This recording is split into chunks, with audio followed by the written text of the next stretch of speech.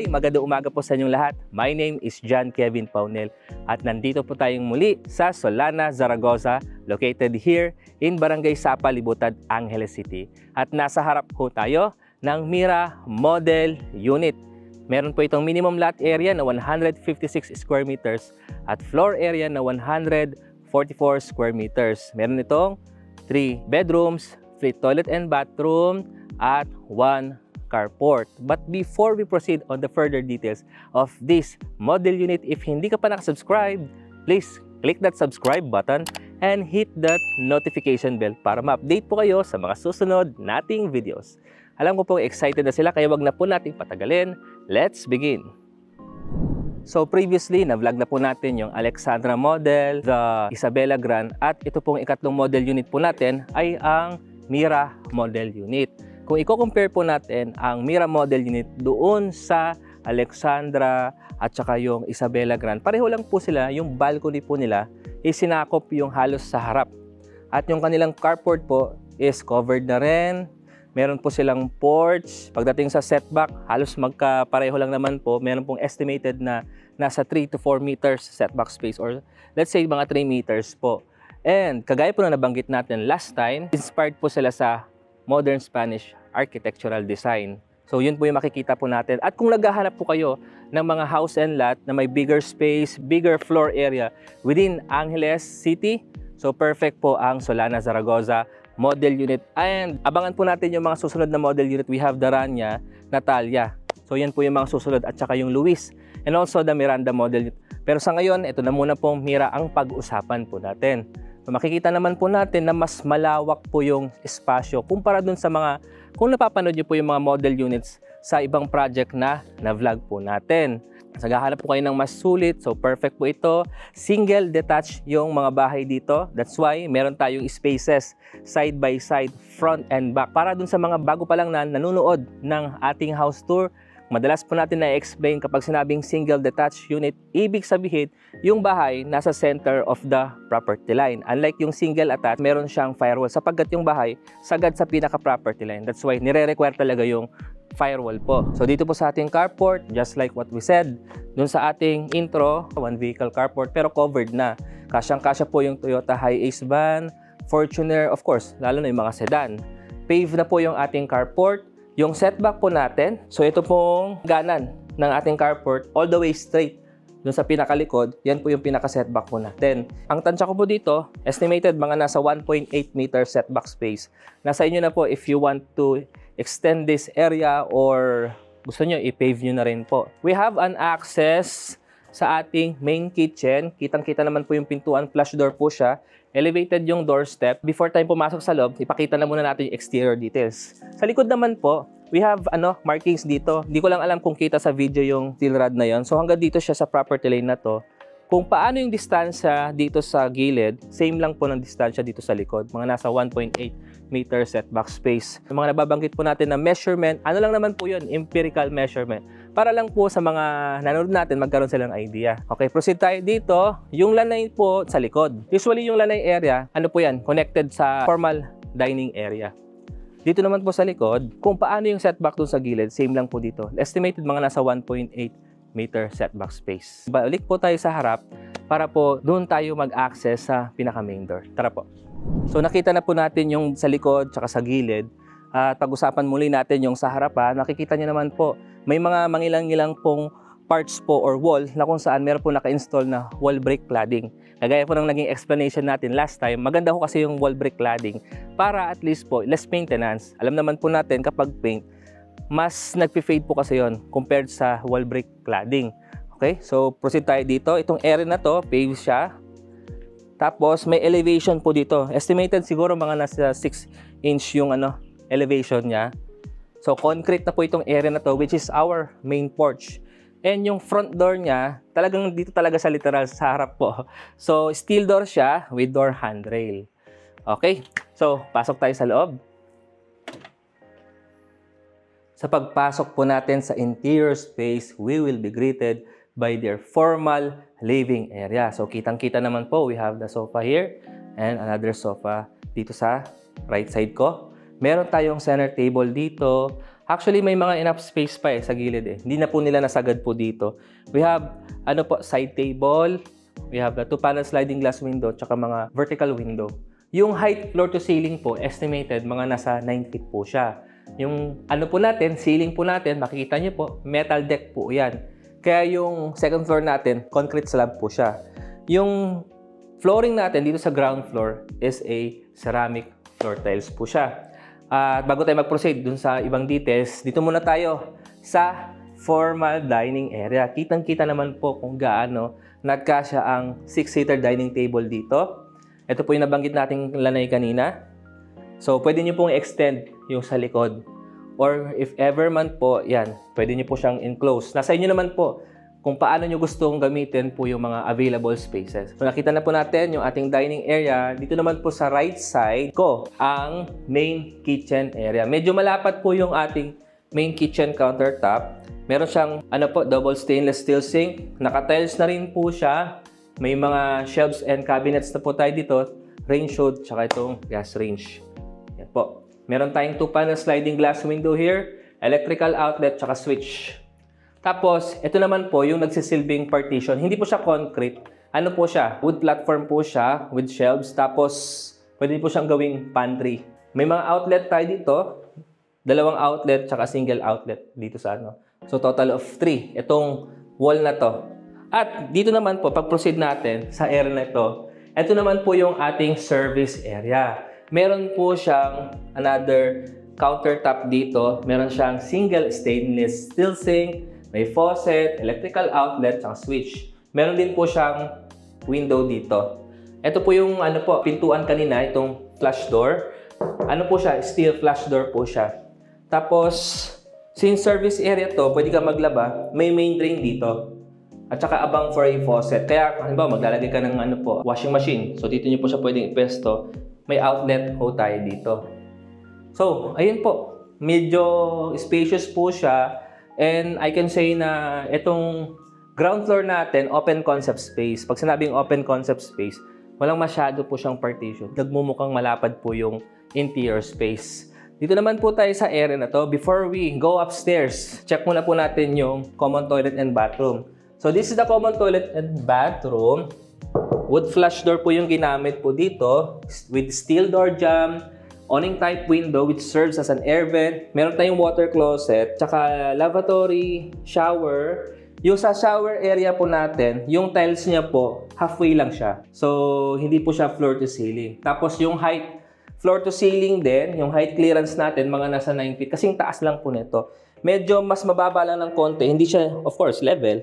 Para pag halimbawa, nagbasa kayo, hindi naman po pa lalabas dito sa interior. So, nakita na po natin ating common toilet and bathroom. Pag-usapan naman po natin yung ating staircase. Medyo malapad po siya. Nasa 1 meter po yung lapad niya with wood handrail and steel railing. May switch po tayo dito. Abang to para pagsakaling yun nga, yung ilaw sa taas. And pagpasensya nyo na po if yung video natin medyo madilim kasi itong model yun natin wala pong naka-install na or naka-connect po na kuryente. And we hope na kahit papano is magkaroon kayo ng visualization ng mga model unit po na sino-showcase po nandito. Okay, so akyat naman po tayo sa second floor. So sa pag-akyat natin sa second floor, una kong napansin yung height. Hindi siya kasing taas po yung clearance sa ground floor. Sa ground floor kasi nabanggit natin mga nasa 9 feet. Ito po, estimated, nasa 8 feet po siya. Yung flooring natin sa first floor, ceramic floor tiles, dito naman po, vinyl. So, pero, meron siyang mga enough spaces for a family area. Pwede ko kayo maglagay ng sofa dito, or computer table. Nasa inyo naman po May outlet tayo dito. We have this window, 3 window po yan. And a 2-panel sliding glass window dito. May mga screen naman po yung window natin. Tapos meron tayong electrical outlet po dito. So, before we go sa mga regular bedrooms natin, let's check naman po yung common toilet and bathroom. Ito yung ikalawang natin, toilet and bathroom. So, meron tayo dito pedestal lavatory siya. Yung kanina kasi wall mount. Dito po, pedestal. Tapos, we have the water closet, yung shower area natin. The difference po nung kanina sa ground floor, itong toilet nandito, meron pong concrete na parang partition po doon. Para pag naligo ka, of course, hindi pupunta dito sa toilet area. Pwede naman po kayo magpalagay ng glass enclosure. Sa mga nagtatanong kung meron pong outlet for a water heater doon sa mga regular toilet and bathroom natin, wala po siya. Pero meron pong soap holder, may tissue holder naman po siya, of course, the shower, then the awning type window. Kayo na pong bahala magpa-install po nung outlet for the water heater. So nakita na po natin itong toilet and bathroom. Now, let's check naman po yung mga regular bedrooms natin. Dito muna tayo sa right side, of course. Sa pagpasok natin, una ko napansin dito, yung mga pintuan po, wood panel door po siya, painted white finish po. Yung mga wall pala natin dito sa Mira, white finish po siya. Tapos sa pagpasok natin dito, kitang-kita nyo po yung bed na ginamit, single size bed po siya. But I can say na kakasya pa dito yung double size bed or even a queen size bed. Tapos meron ka pang enough room for a cabinet, side table. May outlet tayo dito. Check natin kung saan naka-install yung another outlet. So dito, so magkabilang wall. Tapos meron tayong single outlet for the aircon. May dalawa po tayong window dito, kaya medyo maliwanag yung room natin. So ito yung ating bedroom number 1. Now, let's check naman po yung bedroom number 2. Sa harap lang po siya ng bedroom number 1. Sa bedroom number 2, pareho lang siya ng size ng bedroom number 1. Kaya magkakasya po yung double size bed dito. And then, meron pang enough room for a side table or cabinet. Lahat naman po ng room dito may outlet para sa aircon. So, expect po natin, ayun, tama, mayroong outlet dito. We're talking about the electrical outlet, Tapos, meron din dito sa side na to. Okay, so, ayun, nakita na po natin yung mga regular beds natin. And then, pag-usapan naman natin, or i-check naman natin yung master's bedroom. Ito yung the biggest room sa lahat po ng mga room dito sa Mira model. Pasok po tayo dito. Just like the other rooms, same lang naman po na wood panel door ang ginamit po dito. And kitang-kita po na meron pong queen size bed. Actually, dahil may space pa doon, pwede pa yung king size. So medyo malaki yung espasyo ng room natin. So itatansyahin ko, let's say mga nasa 4x5 meters yung space natin dito sa master's bedroom. Tapos, of course, we have the built-in closet. Lagi naman po sa Solana, yung kanila pong master's bedroom, siya lang po yung may built-in closet. Floor to ceiling na po siya. May mga cabinets, saka drawers.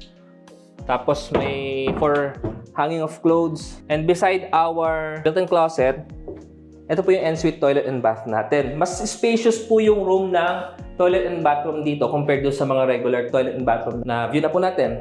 Pero gumamit sila ito ng pedestal lavatory, water closet. Ito yung shower area. Ito po yung tinutukoy ko na concrete partition para at least kapag maliligo, hindi po lalagpas. Pwede po kayo magpalagay ng glass enclosure po dito. Yung nakitaan kanina sa mga previous toilet and bathroom, halfway lang po yung tiles. Dito po, floor to ceiling siya. Itong part na to, checkered po yung ginamit na tiles with the shower. Ito lang po yung toilet and bath na may electrical outlet for a water heater. Usually kasi naman yung mga common doon, TNB, siya, for lang talaga, usually ginagamit as powder room. So nilagyan na lang ng shower. Ang kagandahan nun, if marami kayong family member, hindi kayo mag-aagawan sa or maghihintayan, I mean. So yeah, yun po, medyo spacious po yung room natin dito. Nakita na ho natin, we have the built-in closet, the beds, tapos, of course, below the bed, meron pang mga nasa almost 2 meters na room. At ito lang po yung may access dito sa ating balcony. So, meron tayong 2-panel sliding glass door dito. So, check natin yung balcony. So, dito po sa balcony ho natin, medyo spacious po siya. Sa part na to, mga nasa 1.2 meters space. Then dito kasi, mga nasa 1 meter na lang po siya. Same lang pala, similar lang po pala doon sa Isabela Grand. At gaya na nabanggit natin kanina, sinasakop niya yung harapan. Medyo pahaba. May nag-comment doon sa ating YouTube channel. Sana may access daw. Hindi lang daw po sa master's bedroom. Actually, okay din naman yon. Pero yun nga, kapag na-turnover, pwede naman po nyong gawin yon. So, ayun po. Makikita po natin ito pong part na to. Concrete siya. Meron tayong steel railing po dito. Okay, so nakita na po natin yung exterior and interior details. Now, let's go back at the front of the Mira model unit and pag-usapan naman po natin yung ibang mga detalye. Tara po. Kung kayo ay naghahanap po ng housing project dito sa Angeles, you have to consider the Solana Zaragoza. Nakita nyo naman po kung saan very spacious yung mga room natin. Kung naghahanap kayo ng 3 bedrooms, or kung naghahanap kayo ng 4 bedrooms, we have the Alexandra, Miranda, at saka yung Rania. Sa susunod, i-feature po natin yon. Yung amenities po natin dito, we have the swimming pool, the basketball court, meron tayong gym, children's playground, the function hall. So ito yung mga bagay na pwede nating ma-enjoy po dito. And of course, located ang Solana Zaragoza sa business area, yung Angeles City po. Ibig sabihin, kapag dito ka bumili ng bahay, expect nyo po na medyo mabilis increase pagdating sa market value. Just in case dun sa mga nag-i-invest of you are planning to buy and then sell, pwede nyo pong i-consider ito. And dahil nga business area to, malapit tayo sa mga establishment gaya ng mall, schools, hospitals, supermarkets, at marami pang iba na pwede po natin ma-take advantage dahil napakaganda po ng location. Pagdating sa flood po, don't worry about it. Elevated po ang Angeles area. So yun lamang po. If na gusto nyo pong malaman po yung computation, indicate po sa ating description box yung ating mobile number, contact number po, nandun na rin po. Contact us sa aming Facebook page, sa TikTok, meron din po kami, John Kevin Paunel, and we have also our email address. Kung merong mga katanungan with regards this project at hindi ko po nabanggit sa video na to, please don't hesitate na mag-comment sa ating comment section. Lamang po, maraming salamat. Once again, see you on the next video. God bless.